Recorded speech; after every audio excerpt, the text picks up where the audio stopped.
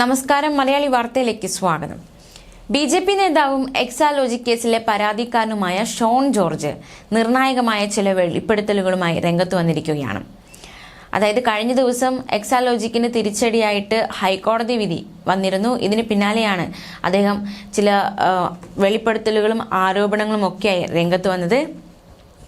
അല്പമെങ്കിലും മാന്യത ഉണ്ടെങ്കിൽ മുഖ്യമന്ത്രി മകളും അന്വേഷണത്തോട് സഹകരിക്കണമെന്നാണ് ഷോൺ ജോർജിന്റെ വെല്ലുവിളി. ഹൈക്കോടതി വിധി സർക്കാരിനേറ്റ തിരിച്ചടിയാണ് എന്നും ഷോൺ ജോർജ് പറഞ്ഞു. മാസപ്പടി കേസിൽ തെറ്റ് ചെയ്തിട്ടില്ലെങ്കിൽ എന്തിനാണ് അന്വേഷണത്തെ ഭയപ്പെടുന്നത്? എക്സാലോജിക്കിന് എല്ലാത്തിനും നിന്നു കൊടുത്തത് സർക്കാരാണ്. കൂടുതൽ തെളിവുകൾ SFIOയ്ക്ക് നൽകി. KSIDCയുടെ പങ്ക് സംബന്ധിച്ച് തിങ്കളാഴ്ച തെളിവുകൾ പുറത്തുവിടുമെന്നും ഷോൺ ജോർജ് പറഞ്ഞു. CMRL നിന്ന് സേവനം നൽകാതെ പണം കൈപ്പറ്റിയെന്ന ആരോപണത്തിലാണ് എക്സാലോജിക് കമ്പനിക്കെതിരെ അന്വേഷണം നടക്കുന്നത്. രജിസ്ട്രാർ ഓഫ് കമ്പനീസിന്റെ അന്വേഷണം തുടങ്ങിയിരുന്നു. അതിന് പിന്നാലെയാണ് SFIOയും അന്വേഷണം തുടങ്ങിയത്. SFIO അന്വേഷണം റദ്ദാക്കണമെന്നാവശ്യപ്പെട്ടാണ് എക്സാലോജിക് കമ്പനി കർണാടക ഹൈക്കോടതിയെ സമീപിച്ചത്.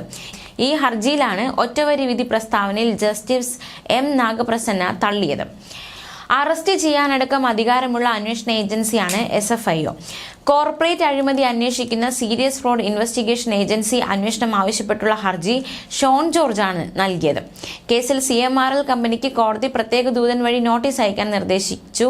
മാസപ്പടി കേസിൽ രാഷ്ട്രീയ നേതാക്കളും കമ്പനിയും ചേർന്നുള്ള അഴിമതി നടന്നിട്ടുണ്ടെന്നും കേരള തീരത്തെ അനധികൃത മൈനിങ്ങിനായി വൻ തുക കോഴയായി ചെലവഴിച്ചിട്ടുണ്ടെന്നും ഇത് വലിയ പൊതുനഷ്ടം കേരളത്തിനുണ്ടാക്കിയതായും ഹർജിയിൽ ഷോൺ ജോർജ് ഉന്നയിച്ചിരുന്നു.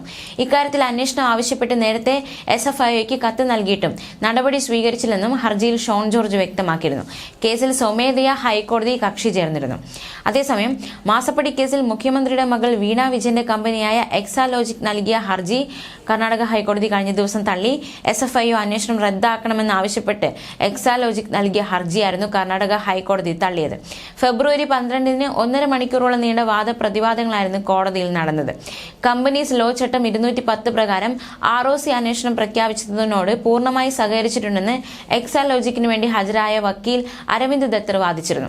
എന്നിട്ടും അതേ നിയമത്തിലെ ചട്ടം 212 പ്രകാരം SFIO അന്വേഷണം പ്രഖ്യാപിച്ചത് എന്തടിസ്ഥാനത്തിലാണെന്ന് വ്യക്തതയില്ലെന്നും ഇത് നിയമപരമല്ലെന്നും ദത്തർ വാദിച്ചിരുന്നു.